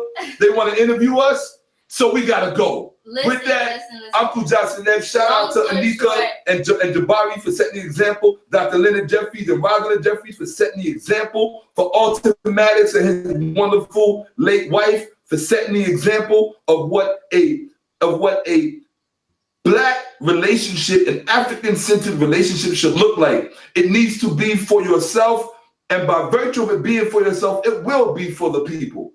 That's what it is. And for the people. Listen, Love Middleton. Love you. And the takeaway message, once again, just to sum it up, because I know it's been a long, what time is it? It's been about a 2-hour-long broadcast, and people are coming in and coming out. So the long story short is, in regards to empowering relationships and the Black Love Revolution show, you need to work on yourself before you get into a relationship with someone else. Right? The strength of your relationship is dependent on the strength of yourself with yourself. That's it. And if somebody in the chat room wanted to know if she was my daughter, no, this is my queen to be, my wife to be. But she's beautiful, ain't she? I know. Just go put a Band-Aid on it. You'll feel better. Follow us on Instagram. Shakka_Ahmose and Embrace Pangea, okay? The links are all up and through wherever you're watching this. Okay? Shakka_Ahmose. See, look, I didn't even know that because I never go on my Instagram. You know what I mean? But I'm going to be doing a lot more social commentary. I just did something called Shakka Ahmose Response to Monique and her whole Netflix thing, only because I just wanted to address it, but I'm about to do a lot more. So, and I'm going to be making a lot more enemies, and a lot of people going to be mad at me, and that's just what I want. So that's what it is. Hotel, Uncle Johnson, Terry, my brother Rich, we out. Black Guys TV 7 forever. We rolling with y'all. That's what it is. Yeah. That's it. That's it. Thank you, people. Hope you've enjoyed the show so far and how it's been. As we understand that there is if there's no knowledge in law, there is no justice. Understanding where we're coming with, and we're going to continue to bring this kind of show to you, to the general public. If there's any information of people, of couples that you would like to come onto the show, please email us at blackeyestv@gmail.com. And if there's any other information or questions you'd like to ask, please email us. Secondly, we have our store, and we're looking out for more people to come and represent themselves on a page on the Black Eyes TV store. So if you have books, products, or even fashion, we will put it on our website and give it to the general public. So anybody that's in the archives that you are interested in, we will have this on our platform. The third part, the Signet Awards is coming in June. So we are asking you to help to donate to our GoFundMe page, UK USA link up. And if you could donate that extra pound or that extra dollar to our GoFundMe so that we can come over to the States between 20 to 30 people strong from the UK representative, so that we can make this event at the Apollo a legacy. So at the same time, help Sinetta donate to his GoFundMe as much as possible. As I always say, spend black, be black, live a black, healthy life. Your health is your wealth. So by uniting the two, male and female duality, it can only become one. As we are one people, one nation. We don't segregate ourselves. We only have a school of thought. So, as I always say, hashtag power moves. So Richie, take it away.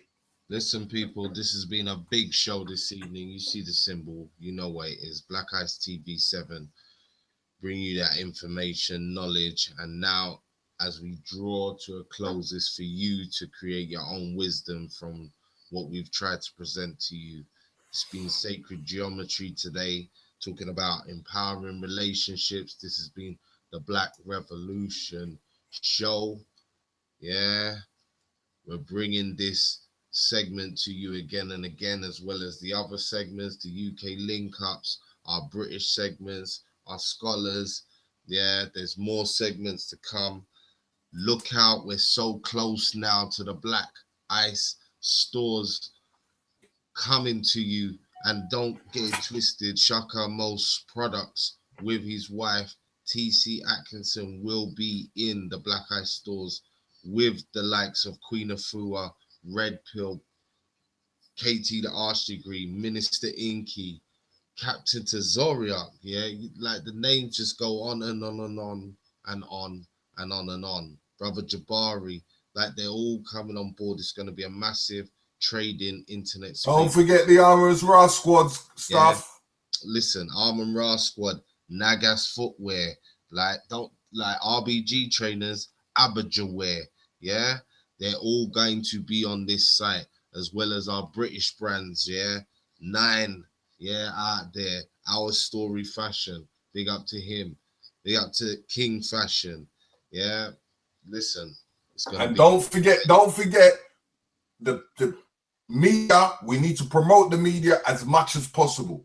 The media is always running. If you don't support the narrative, yeah, then we will not get our story, our information out there. We will not be able to truly empower ourselves if we don't know the source of the information we're getting. So we like to big up all the media out there. Come on, HMP TV, content over everything. Talk with the Titans, Sarnetta TV, Black Magic TV, yeah, Baba TV. Yeah. Come on. And once again, you know what you're watching. This is Black Ice TV 7. Yeah, bring you that. And don't forget, we're bigging up to Sci-Fi and every moderator that we have had, even MBK and quite a few others. Listen, big up to the regular chat room people. Big up to the regular chat room people who's been following hard, creating questions, and having good dialogue going on in every show. Yeah, big up to them and all the supporters around. And don't forget the future shows. Like we will be having Brother Unk coming on soon. We'll be having the True Historian coming on soon.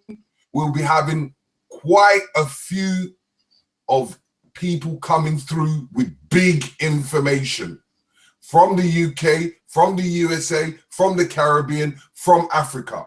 There is some people that are going to be special guests. So watch out for this space. Listen, people, this has been a beautiful show. Go back, re-watch it. There was some gems dropped tonight, yeah?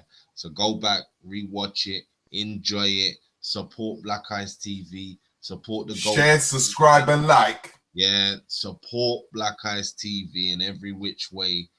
Let's do this thing. Let's have a good year.